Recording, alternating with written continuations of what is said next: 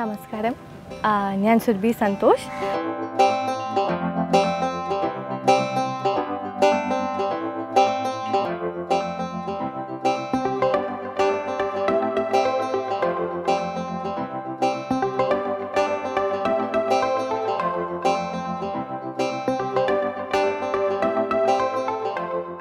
Grand ഫാദറിൻ്റെ shooting ഇപ്പോൾ പുരോഗമിച്ചുകൊണ്ടിരിക്കുകയാണ്. ജയറാമേട്ടനാണ് ഈ ഫിലിമിൻ്റെ കേന്ദ്ര കഥാപാത്രം. സംവിധാനം അനീഷ് അൻവറേട്ടനാണ്. ആൻഡ് നിർമ്മിക്കുന്നത് അച്ചീച്ച ഫിലിംസിൽ ഹസീബ് ഹനീഫാണ്. അപ്പോൾ ഹസീബ് ഏട്ടൻ്റെ കൂടെ എൻ്റെ രണ്ടാമത്തെ പ്രോജക്റ്റാണ്. മാർപ്പാപ്പ ചെയ്തിരുന്നു. ഇതെൻ്റെ രണ്ടാമത്തെ പ്രോജക്റ്റാണ്. ഷൂട്ട് നന്നായിട്ട് പോണു. നല്ല ഒരു കോമഡി ഫൺ ഫാമിലി എൻ്റർടൈനർ ആയിരിക്കും. ഒരുപാട് പ്രതീക്ഷയുണ്ട്. ഷൂട്ട് ചെയ്തതൊക്കെ ഇപ്പോൾ നന്നായിട്ട് വന്നിട്ടുണ്ട്. സോ ഒരുപാട് പ്രതീക്ഷയുള്ളൊരു സിനിമയാണ്.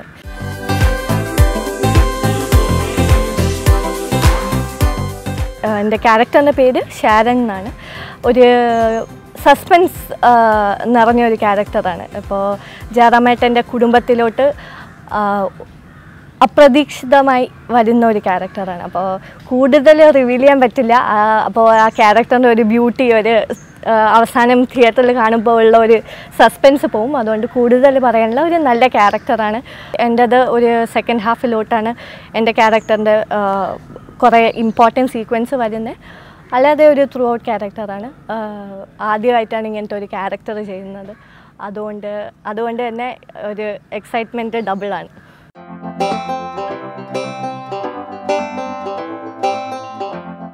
ഇപ്പോൾ ഞാൻ ഷൂട്ട് ചെയ്തത് നമ്മളുടെ ഹരിശ്രീ അശോകേട്ടൻ്റെ ഇൻ്റർനാഷണൽ ലോക്കൽ സ്റ്റോറി എന്ന സിനിമയാണ്. അത് കഴിഞ്ഞിട്ട് വിഷുവിനാണ് ഈ ഫിലിം പ്ലാൻ ചെയ്തിരിക്കുന്നത്. ഇപ്പോൾ കറൻ്റ്ലി ഈ രണ്ട് ഫിലിമിൻ്റെയും വർക്ക്സിലാണ്. ബാക്കി നടക്കുന്നു. സംസാരം ഡിസ്കഷനൊക്കെ നടക്കുന്നുണ്ട്. നല്ല പ്രോജക്ട്സ് വന്നാൽ, നല്ല കഥാപാത്രം വന്നാൽ തീർച്ചയായിട്ടും ചെയ്യും.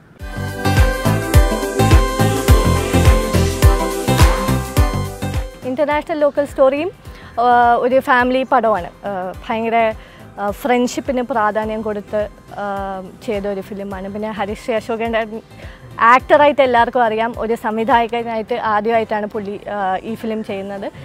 അതുകൊണ്ട് തന്നെ ഒത്തിരി ഹോംവർക്കും ഒത്തിരി ഹാർഡ് വർക്കും ചെയ്ത ഒരു ഫിലിമാണ്. അതിൻ്റെയൊക്കെ റിസൾട്ട് വന്നിട്ടുണ്ട്. ഒരു നല്ല ഡ്യുവറ്റ് സോങ് ഗോപി സുന്ദരേട്ടൻ ചെയ്ത ഒരു നല്ലൊരു ഡ്യുവറ്റ് സോങ്ങും ഉണ്ട്. പിന്നെ നാദിർ ഷാ ഇക്ക ചെയ്ത ഒരു പാട്ടുണ്ട്. അരുൺ രാജ് ചെയ്ത മറ്റൊരു പാട്ടുണ്ട്. അപ്പം 3 വ്യത്യസ്തമായ പാട്ടുകളും കുറേ കളർഫുൾ സീക്വൻസസും കുറേ ഫാമിലിയും ഫ്രണ്ട്ഷിപ്പിനും ഇമ്പോർട്ടൻസ് കൊടുത്ത സീൻസും ഉണ്ട് ഈ ഫിലിമിൽ. അതുകൊണ്ട് തന്നെ എല്ലാവർക്കും എൻജോയ് ചെയ്യാൻ പറ്റുമെന്നാണ് വിശ്വാസം.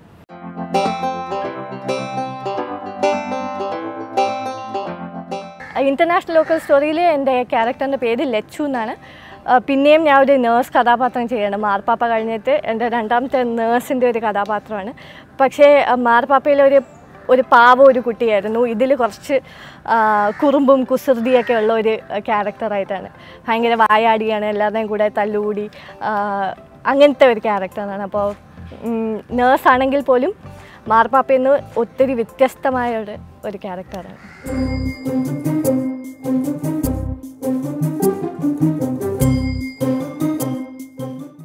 പാവമാണ് പുള്ളി. ഒരു സംവിധായകൻ എന്ന് പറയാൻ മീൻസ് ഏറ്റവും ബെസ്റ്റ് ക്വാളിറ്റി പുള്ളീൻ്റെ നമുക്ക് ഫ്രീഡം. ഞാനൊരു ന്യൂ കമർ ആയാൽ പോലും പുള്ളി ഒരിക്കലും പുള്ളീൻ്റെ ഒരു ഒപ്പീനിയൻ നമ്മളെ മുകളിൽ ഇങ്ങനെ ഫോഴ്സ് ചെയ്യില്ല. അപ്പോൾ സീൻ പറയും, സീക്വൻസ് പറയും, നമ്മളുടെ ക്യാരക്ടറിൽ നിന്ന് അല്ലെങ്കിൽ നമ്മളിൽ നിന്ന് എക്സ്പെക്റ്റ് ചെയ്യുന്നത് പുള്ളി പറയും. ബാക്കിയെല്ലാം നമ്മളുടെ കയ്യിലാണ്. നമ്മളെങ്ങനെ ഇംപ്രവൈസ് ചെയ്യും, നമ്മളെങ്ങനെ ചെയ്യും, അതൊക്കെ പുള്ളി നമ്മൾക്ക് വിട്ടുതരും. സോ ആ ഒരു ഫ്രീഡമാണ് ഏറ്റവും എനിക്ക് പറയാൻ ഒരു ഹൈലൈറ്റായിട്ട് പുള്ളിയിൽ പറയാനുള്ളത്. പിന്നെ എല്ലാം ഷൂട്ടിങ് തന്നെ സ്മൂത്തായിട്ട് പോയി. എസ്ക്വയർ സിനിമാസിൽ ഷിജിത്തേട്ടനാണ് ആദ്യമായിട്ട് ഈ ഫിലിം നിർമ്മിക്കുകയാണ്, പ്രൊഡ്യൂസർ ആവുകയാണ് ആദ്യമായിട്ട്. എന്നാൽ പോലും ഒരു പ്രശ്നവും ഇല്ലാതെ ഭയങ്കര സ്മൂത്തായിട്ട് പോയൊരു സിനിമയായിരുന്നു ഇൻ്റർനാഷണൽ ലോക്കൽ സ്റ്റോറി. എല്ലാം നന്നായിട്ട് വന്നിട്ടുണ്ട്. പുള്ളി ക്വാളിറ്റിയിലൊന്നും കോംപ്രമൈസ് ചെയ്തിട്ടില്ല, ആർട്ടിസ്റ്റിനും കോംപ്രമൈസ് ചെയ്തിട്ടില്ല. സെറ്റായാലും കോസ്റ്റ്യൂമായാലും എല്ലാം ഭയങ്കര റിച്ച് ആയിട്ടുള്ളൊരു സിനിമയായിരിക്കും.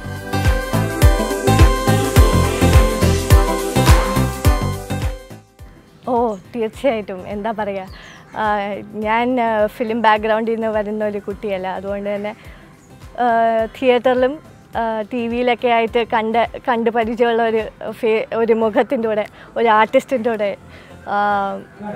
അഭിനയിക്കാൻ സാധിച്ചതിൽ ഒത്തിരി സന്തോഷമാണ്. ഞാൻ ഒട്ടും പ്രതീക്ഷിച്ചതല്ല. ഈ സിനിമ പെട്ടെന്നായിരുന്നു വന്നത്.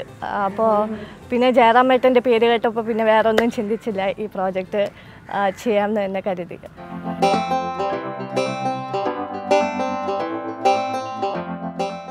ഞാൻ ജനിച്ചത് ട്രിവാൻഡ്രത്താണ്. പക്ഷേ എൻ്റെ അച്ഛൻ മിലിറ്ററിയിലായതുകൊണ്ട് നാട്ടിലങ്ങനെ ജീവിക്കാൻ നമുക്കൊരു സാഹചര്യം വന്നിട്ടില്ല. എപ്പോഴും നമ്മൾ ഇന്ത്യ മൊത്തവും ഇങ്ങനെ ചുറ്റിക്കറങ്ങായിരുന്നു. അതുകൊണ്ട് തന്നെ അവസാനം സെറ്റിൽ ചെയ്തതും ബാംഗ്ലൂരാണ്. അപ്പം മലയാളം ഞാൻ പ്രതീക്ഷിക്കാത്തൊരു ഇൻഡസ്ട്രിയാണ്. നമ്മൾ സിനിമ കാണും വീട്ടിലിരുന്ന്. പക്ഷേ എന്നാലും എൻ്റെ ഡെബ്യൂ ഒക്കെ കന്നഡയിലായിരുന്നു. ഞാനൊരു തമിഴ് പടം ചെയ്തു. പിന്നെ ആഗ്രഹമുണ്ടായിരുന്നു മലയാളം ചെയ്യാൻ. അപ്പോൾ ഒരു കിനാവള്ളി എന്ന ഫിലിം, സുഗീതേട്ടൻ്റെ ഫിലിം വന്നപ്പോൾ പിന്നെ വേറൊന്നും നോക്കിയില്ല, അത് എടുത്തു. അത് കഴിഞ്ഞിട്ട് എനിക്ക് ഒത്തിരി സപ്പോർട്ട് ഇവിടുന്ന് കിട്ടി. എനിക്ക് ഒത്തിരി പ്രോജക്ട്സ് വന്നു തുടങ്ങി. അതുകൊണ്ട് ഒത്തിരി സന്തോഷം.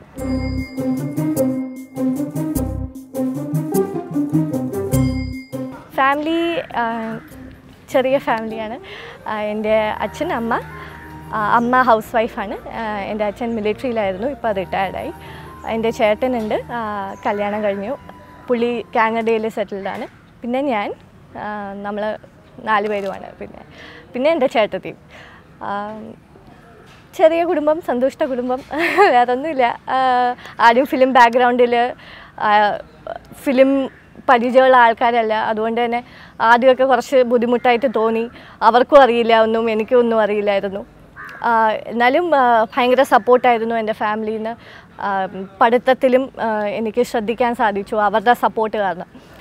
അപ്പോൾ ഇപ്പം ഞാൻ BA LLB കംപ്ലീറ്റ് ചെയ്തു, സിനിമയിലോട്ട് വന്നു. അപ്പോൾ രണ്ടും അവർക്ക് അവരുടെ സപ്പോർട്ടൂടെ ചെയ്യാൻ സാധിച്ചു.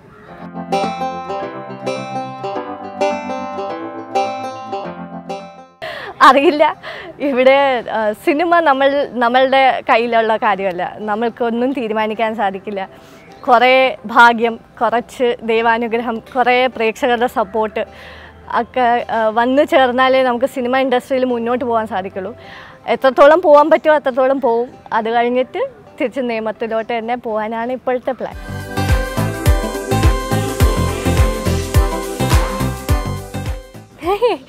ഇപ്പോൾ ഇല്ല. ഇപ്പം സിനിമ അങ്ങനത്തെ കുറച്ചാളും കൂടെ കഴിഞ്ഞിട്ട് തീർച്ചയായിട്ടും എന്തായാലും കല്യാണം കഴിക്കണം, അല്ലെങ്കിൽ എൻ്റെ അമ്മ എന്നെ കൊല്ലും. പക്ഷേ ഇപ്പോൾ തൽക്കാലം ഇല്ല. Keep subscribing to the Celluloid channel and please do read their magazines. So എൻ്റെ വക സെല്ലുലോയിഡിന് എല്ലാ ആശംസകളും.